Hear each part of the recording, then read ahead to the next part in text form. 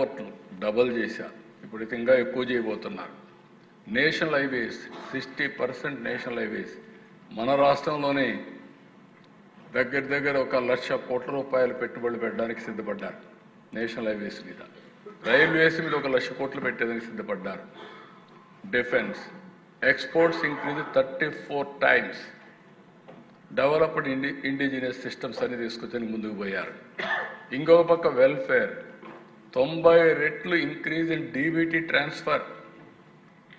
That is the beauty of the system. మీరు చూస్తే అందుకే నేను చెప్పింది, సంపద సృష్టిస్తేనే ఆదాయం వస్తుంది, ఆదాయం వస్తేనే డీబీటీ చేస్తాం.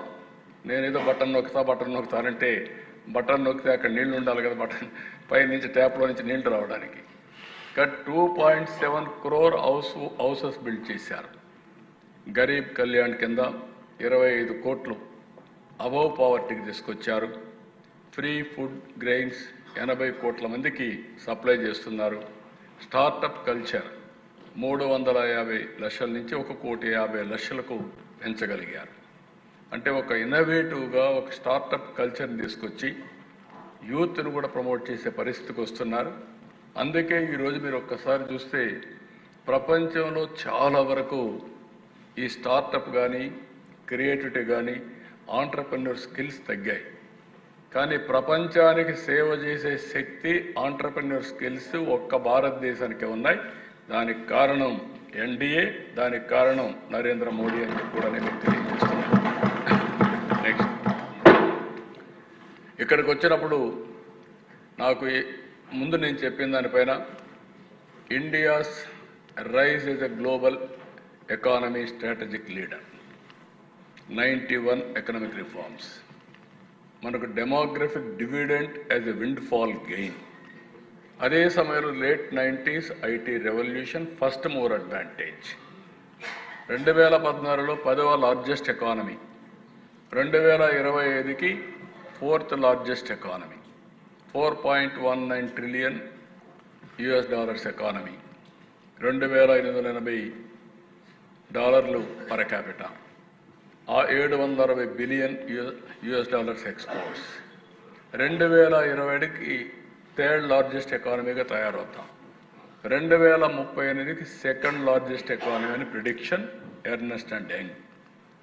2 words మన aim is number 1 economy by 2047, that is Viksit Bharat.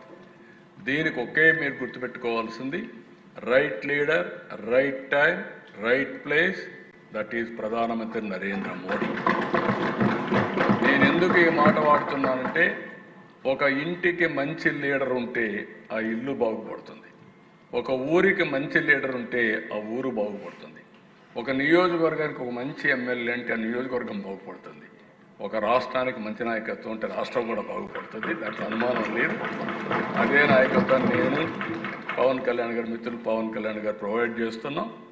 మీరే చూస్తారు, ఇంకా రిజల్ట్స్ ఏ విధంగా వస్తాయో చేసి చూపిస్తాం.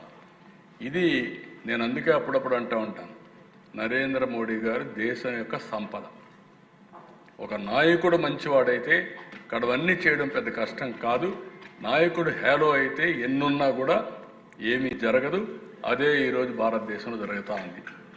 మొన్న చూశారు సింధూర్, కొంతమంది ఎగతాళి చేశారు. నిన్న చూశారు అమెరికా కూడా మళ్ళా మనతో సంబంధాలు పెట్టుకునే పరిస్థితి వచ్చిందంటే that is Narendra Modi.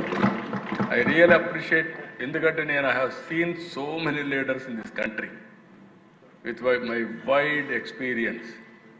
Close క్వార్టర్స్లో అందరితో కలిసి పనిచేశాను. కానీ అందరికంటే కూడా వ్యక్తిగత ప్రయోజనాల కంటే దేశ ప్రయోజనాలు నిన్న. అందుకే రిఫార్మ్లో నేను ఎప్పుడు ముందుంటా. శాశ్వతంగా చెప్తున్నా, ఈ దేశాన్ని నెంబర్ 1గా చూడాలని నా కోరిక. అందులో తెలుగు జాతి అగ్రస్థానంలో ఉండాలని నా ఆకాంక్ష. ఈ రెండు జరుగుతాయి. నెక్స్ట్ స్వర్ణాంధ్రప్రదేశ్ వికసిత్ భారత్ 2047. ఈరోజు మంది 1.88 బిలియన్, 2.4 ట్రిలియన్ US మన గోల్. జిఎస్టిపి $3,148, $42,000 కావాలని. లాస్ట్ ఇయర్ 12.02, ఆవరేజ్న CAGR 15 సాధించాలని. మనకు అబండెంట్ నేచురల్ రిసోర్సెస్ ఉన్నాయి, జాగ్రఫిక్ అడ్వాంటేజ్ ఉంది, సీ కోస్ట్ అడ్వాంటేజ్ ఉంది, స్ట్రాంగ్ డెమోగ్రఫిక్ డివిడెంట్ ఉంది, బ్యాలెన్స్ రీజనల్ డెవలప్మెంట్ పొటెన్షియల్ ఉంది,